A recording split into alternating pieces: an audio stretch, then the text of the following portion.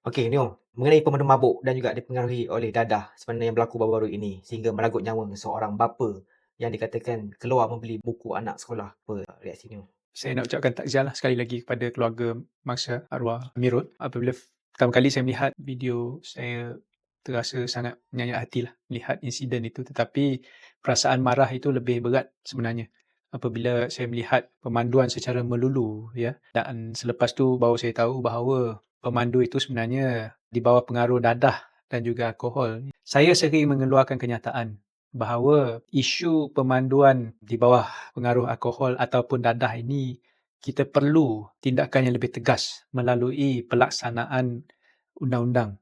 Kerana kita lihat kes ini terlalu kerap berlaku. Selain daripada kemalangan berpunca daripada pemanduan secara melulu, mak rempit yang melibatkan kenderaan berat, kemalangan yang melibatkan pemanduan di bawah pengaruh alkohol dan dadah ini juga semakin menjadi-jadi.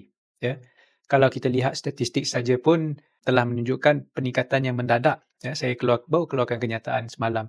Dan ini disokong oleh fakta. Bukan kita buat-buat, bukan kita cakap kosong.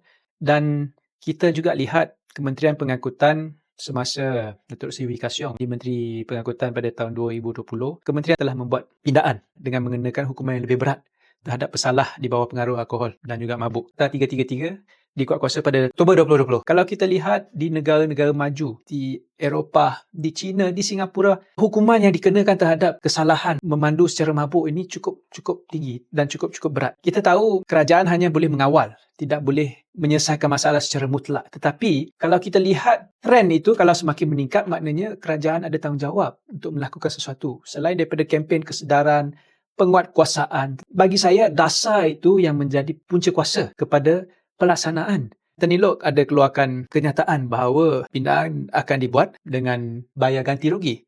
Tapi adakah dengan membayar ganti rugi itu setimpal dengan kesalahan tersebut? Kerana dia melibatkan nyawa. Petah lagi kita lihat kesan daripada itu. Kesan kepada keluarganya, kesan kepada orang lain dan sebagainya. Adakah nyawa boleh diganti rugi? Adakah dengan membayar ganti rugi boleh mengatasi masalah? Saya rasa tidaklah. Maka kalau kita lihat ada hukuman yang sampai, ada cadangan yang katakan sepatutnya kes seperti ini patutnya dilihat dari aspek membunuh tanpa niat. Hukumannya jauh lebih berat. Hukuman tanpa niat ni ibarat hukuman bunuh lah. Kita perlu lihat supaya rakyat sedar, bukan saja takut tetapi sedar bahawa kesalahan itu sangat-sangat berat. Tadi Neo kata maksudnya balik kesedaran awam lah. Kata Dilok kata nak buat bayar ganti rugi kan, tapi itu lebih kepada selepas berlaku.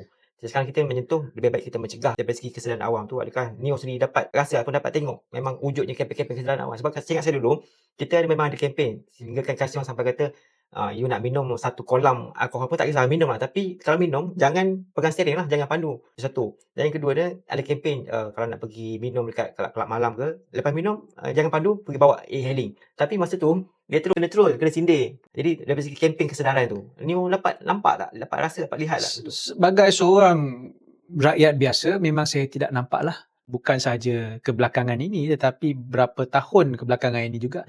Saya jarang mendengar dan melihat kempen kesedaran mengenai bahaya memandu di bawah pengaruh alkohol dan dadah ini.